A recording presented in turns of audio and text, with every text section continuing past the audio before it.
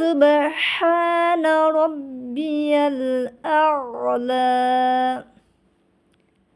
সুবহানা রাব্বিয়াল আ'লা।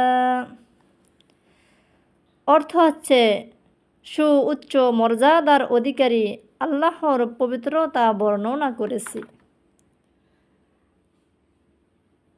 তো প্রিয় দর্শক, সবচেয়ে আল্লাহ তাআলা সিজদাকে পছন্দ করেন।